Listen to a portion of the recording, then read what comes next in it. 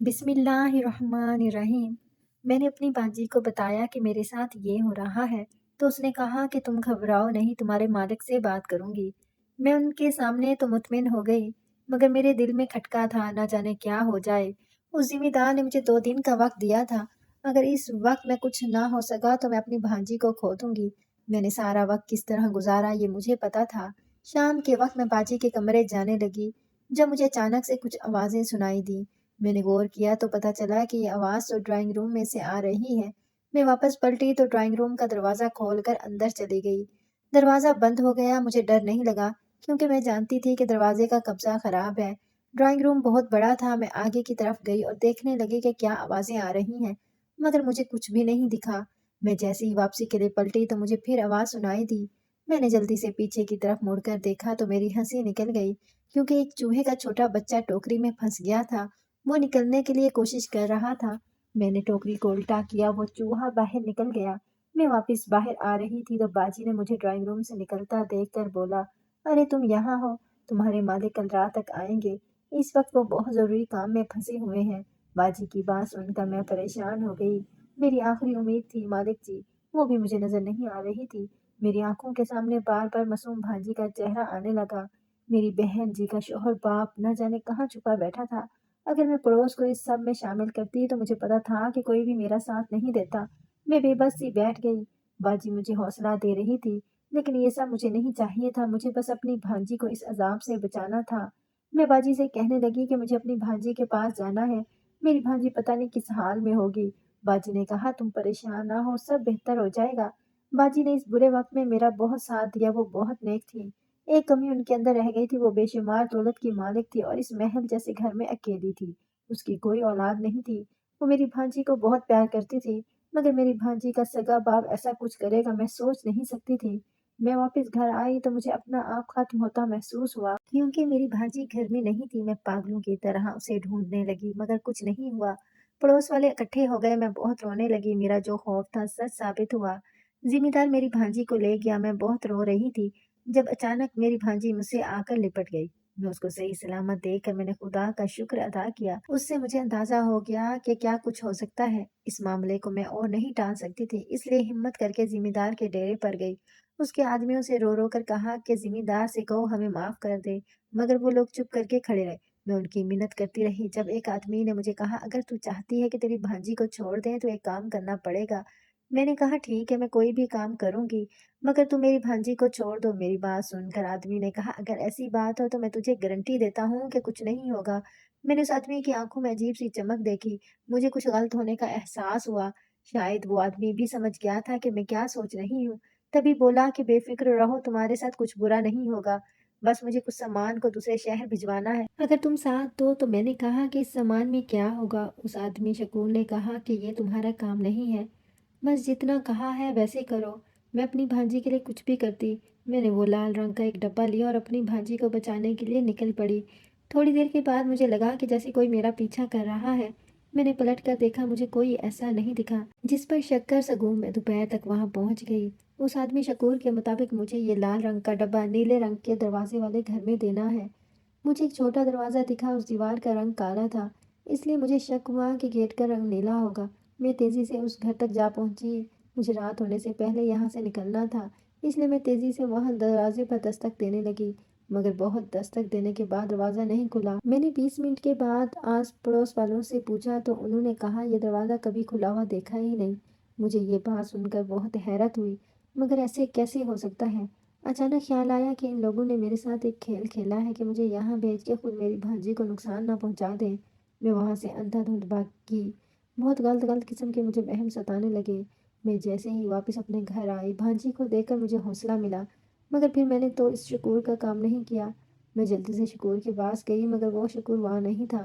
میں نے دوسرے لڑکے سے شکور کا پوچھا تو اس نے کہا کہ تم اب اپنا موقع گوا چکی ہو، جو ہوگا کل دیکھ لینا۔ میں روتی رہی، پھر سوچا اپنی باجی کے اس گھر جاتی ہوں، وہاں اپنی بھانجی کو چھپا دیتی ہوں۔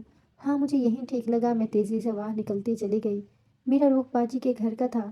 اپنی بھانجی کا محفوظ مقام پر پہنچا کر میں اس ذمہ دار کے پاس دوبارہ جاتی اور اسے کسی بھی کام کے بدلے اپنی بچی کو بچا لیتی۔ میں یہی سوچتی ہوئی آج گھر پہنچ گئی۔ میں بھی معصوم بھولی تھی۔ مجھے آج بھی وہ دن یاد ہے جب ہم اپنے ماں باپ کی صرف 3 بیٹیاں تھیں۔ میری 2 بہنوں کی شادیاں ہو گئی تھیں، جس میں سے ایک کا شوہر چرسی اور شرابی تھا اور دوسری کا شوہر غریب تھا، مگر اچھا تھا، مگر وہ ہماری گاؤں سے بہت دور رہتے تھے اور کبھی کبھار ہی ملنا ہوتا تھا۔ اچانک مجھے خبر ملی کہ میری چھوٹی بہن کی طبیعت خراب ہو گئی تھی، جس کی وجہ سے اس کی ڈیتھ ہو گئی۔ اس کی ایک چھوٹی سی بھانجی تھی اور میں نے شادی نہیں کی تھی، اس لیے اپنی بھانجی کو میں نے خود پالا تھا۔ مگر اس کے باپ نے میرا پیچھا کرنا شروع کر دیا۔ مجھے تو اپنی بہن کے حالات معلوم تھے، وہ کس طرح اس کو مارتا تھا۔ میں بہنوئی کو لفٹ نہیں کراتی تھی، مگر مجھے اذیت دینے کے لیے وہ اپنی بیٹی کو میرے سامنے مارتا تو میں اس کو پکڑ لیتی، اور اس نے ایک شرط رکھی کہ اگر تم چاہتی ہو کہ میں اس کو کچھ نہ کہوں تو میرے ساتھ میرے گھر میں رہو۔ میں وعدہ کرتا ہوں کہ میں تمہیں کچھ نہیں کہوں گا، مگر میری آنکھوں کے سامنے رہو گی تو میں اپنے سینے کو ٹھنڈک دیتا رہوں گا۔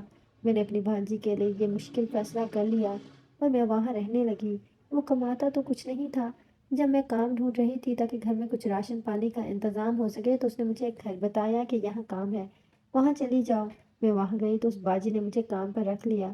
اگلے دن میں نے کام شروع کر دیا۔ اسی طرح مجھے پتہ چلا کہ میری بھانجی کے باپ نے اپنی بیٹی کو جوئے میں ہار دیا ہے، اور ذمہ دار نے دھمکی دی ہے کہ اگر تم نے یہ ڈبہ وہاں نہ پہنچایا تو میں تمہاری بھانجی کو لے کے چلا جاؤں گا۔ میں ڈری سہمی باجی کے پاس گئی کہ اپنی بیٹی کو محفوظ جگہ پر رکھوں، اور انہیں بتایا کہ میرے ساتھ کیا ہوا ہے۔ باجی نے مجھے کہا تم پریشان نہ ہو، تمہارے مالک آ گئے ہیں۔ میں نے اس سے اس معاملے میں بات کی ہے، وہ بھی یہی کہہ رہے ہیں کہ ہم تمہارے ساتھ ہیں۔ جلدی سے واپس نکلی، مگر جب میں نکل رہی تھی تو میں نے دیکھا کہ میری بھانجی کا باپ بھی وہاں سے نکل رہا ہے، تو میں حیران اور پریشان ہو گئی کہ اس خفیہ راستے سے نکل کے کہاں جا رہا ہے۔ مجھے دال میں کچھ کالا لگا۔ فی الحال تو میں ذمہ دار کے پاس چلی گئی۔ جب میں وہاں پہنچی تو وہاں نہیں تھا۔ میں نے دوسرے آدمی سے پوچھا، مگر اس نے کہا کہ مجھے پتہ نہیں۔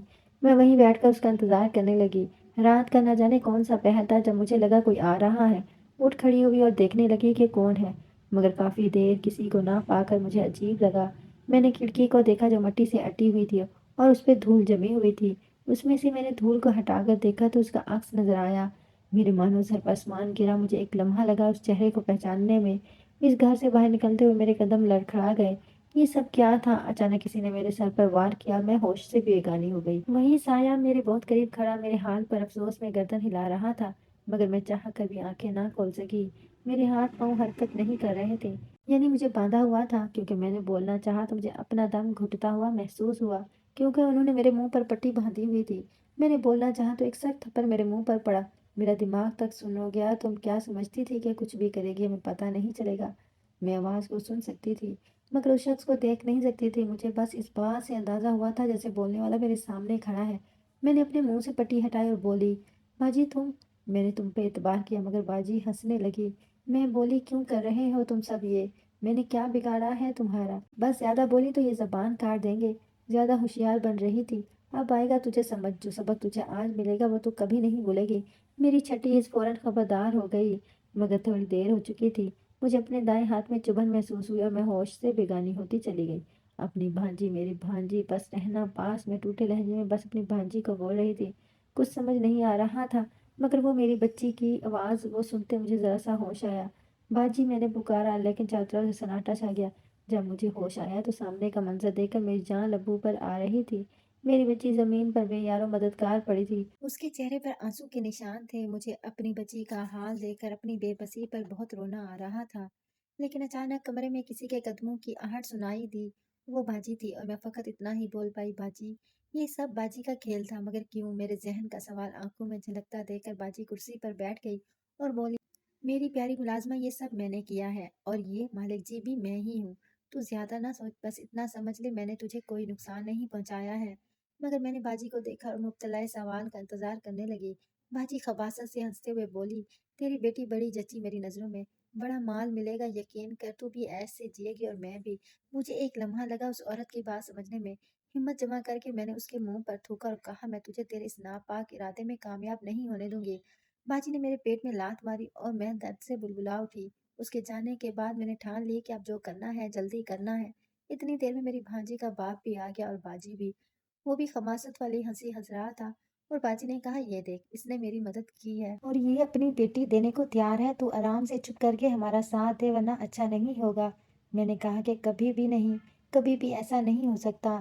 میں نے اپنی بھانجی کو ماں بن کر پالا ہے اور اس کے ساتھ یہ ظلم ہوتا ہوا میں نہیں دیکھ سکتی۔ اور وہ دونوں ہنستے ہوئے چلے گئے۔ اچانک مجھے الماری کے پیچھے سے روشنی دکھائی دی۔ میں نے وہاں تک گئی اور ایک کھڑکی کو دیکھ کر میری آنکھیں چمک اٹھی۔ میں نے 5 بڑے راڈ سے اپنی پٹی کاٹی اور اس کھڑکی سے باہر نکل گئی۔ میں پاگلوں کی طرح بھاگ رہی تھی۔ اچانک سامنے سے آتی گاڑی سے ٹکر ہو گئی اور میں ہوش میں نہ رہی۔ جب آنکھ کھولی تو خود کو ہسپتال میں پایا۔ اپنی بھانجی کا خیال آتے ہی میرا دل لرز اٹھا۔ میں نے ہسپتال سے جانا چاہا مگر میرے قدم اس وقت تھم گئے جب سامنے سے آتے ہوئے آدمی پر نظر گئی۔ میں تو اس کو دیکھ کر آپے سے باہر ہو گئی۔ آخر یہ قیامت اس کی ہی برپا کی ہوئی تھی۔ میں اس پر جھپٹی اور بولی، ظالم، تو کیسا باپ ہے؟ اپنی بچی کو اس دلدل میں پھینک آئے ہو۔ بیچاری نے کیا بگاڑا تھا اس معصوم نے تیرا؟ وہ باجی وہ میری دشمن بن گئی۔ اگر تجھے جوئے کی لت نہ ہوتی تو آج ہم بھی ایک خوشحال زندگی گزار رہے ہوتے۔ کیا کر دیا تو نے؟ وہ نہ جانے میری بچی کے ساتھ کیا کرے گی۔ لعنت، تو نے وفا کی اور نہ اس ظالم عورت نے۔ دوسری عورت کے ساتھ وہ ایسا کیسے کر سکتی ہے؟ میں زمین پر بیٹھ کر رونے لگی۔ مجھے کسی نے سہارا دے کر اٹھایا۔ میری بھانجی کے شوہر نے کہا کہ میں جانتا ہوں کہ میں نے غلط کیا ہے، لیکن باپ کا کیا ہوا عمل بیٹی کے نصیب میں لکھا جاتا ہے اور یہی کچھ میرے ساتھ ہوا تھا۔ میرے باپ نے تمہاری باجی کے ساتھ بچپن میں جو کیا اس کا حساب مجھے دینا پڑا، لیکن میری غلطی نہیں تھی۔ میں جتنا بھی جواری باپ ہوں لیکن اپنی بیٹی کا سودا کبھی نہیں کرتا۔ تمہاری باجی نے مجھے پہچان لیا تھا۔ اس نے کچھ آدمیوں کے ذریعے میری بیٹی کو خرید لیا تھا اور وہ ڈبہ جو تمہیں دوسرے گاؤں دینا بھیجا تھا وہ تو بس ایک چال تھی۔ اگر وہاں سے تو نہ نکلتی تو آج حالات مختلف ہوتے۔ میں نے کہا کہ اب کیا حالات بہتر ہے؟ میری پھول جیسی بھانجی تیرا کیا بھگت رہی ہے، اسے تو سمجھ تک نہیں ہے کہ اس کے ساتھ ہو کیا رہا ہے۔ تیرے باپ نے باجی کے ساتھ برا کیا، اس کا حساب مجھ سے یا میری بھانجی سے کیوں لیا جا رہا ہے؟ جو کچھ ہوا بہت برا، لیکن اس بچی نے باجی کو کبھی کوئی نقصان نہیں پہنچایا۔ تو جا اور اپنی غلطی کی سزا بھگت۔ مجھے میری بچی چاہیے۔ میں اپنی غربت سے مجبور عورت کچھ نہیں کر سکتی ہوں۔ تو بچا لے، اب تو کچھ اچھا کر لے اپنی بیٹی کے لیے، ورنہ ساری عمر کیسے نظریں ملائے گا؟ وہ وہیں پہ کھڑا تھا جب باجی کمرے میں آئی۔ میں نے ان کو دیکھا، وہ ہاتھ جوڑنے لگی مگر اپنی بچی کو دیکھتے ہی میں حیران رہ گئی۔ میں نے اپنی بچی کو گلے لگایا، بے قرار سی ممتا، کچھ سکون ملا۔ کافی وقت گزر گیا مجھے اپنی بچی کو اس سے لپٹائے، مگر دل تھا کہ بھرنے کا نام نہیں لے رہا تھا۔ میں نے بچی سے الگ ہوتے ہوئے بولی، باجی یہ سب میری بات درمیان میں ٹوکر باجی بولی، میں جانتی ہوں تمہارے بچے کا کوئی قصور نہیں ہے، لیکن ایک لمحہ کے لیے سوچو میرا کیا قصور تھا؟ مجھ سے میرا سب کچھ چھن گیا، بس ایک دوست کی وجہ سے میں اپنی حفاظت نہ کر سکی۔ یہ میرا ستیلا بھائی، میں نے اس کا در کھٹکھٹایا مگر بے سود۔ تمہارے صاحب سے رشتہ جڑ گیا، کچھ بہتر ہوئی زندگی، مگر پھر اولاد کی کمی نے زخم ہرے کر دیے۔ برے خواب خیال مجھے جھنجھوڑنے لگے۔ کوئی بھی ادارہ مجھے بچہ دینے کے لیے تیار نہیں تھا، وجہ میری ذہنی توازن کا ٹھیک نہ ہونا تھا۔ میں نے کیا بگاڑا تھا کسی کا؟ بس ایک لڑکی ہونا میرا جرم ٹھہرا۔ اپنا گھر بسانے کے لیے، رشتہ مضبوط کرنے کے لیے بچہ ضروری تھا، لیکن وہاں سے بھی نا امید۔ میں کیا کرتی تو میرے پاس ہی مجھے حقیقت بتائی۔ جب اس بچی کو میں نے دیکھا تو مجھے اس میں کشش محسوس ہوئی۔ میں نے سمجھا یہ میرا وہم ہے، لیکن جب تمہارا یہ شوہر تمہیں ڈھونڈتا اور میرے گھر آیا تو میں نے اس سے بدلہ لینے کا سوچا اور تمہاری بھانجی کی قیمت اس ذمہ دار کو دے دی۔ میں نے بہت اذیت سہی تھی، سوچا تھا اس کا حساب لوں گی اور اس آدمی سے، لیکن ایسا نہیں کر سکی۔ پتہ ہے کیوں؟ کیونکہ مجھے ایسا لگا کہ جیسے میں ویسے ہی کل یہ بھی اس دنیا کے آگے روئے گی، اس کا بھی حال مجھ جیسا ہوگا۔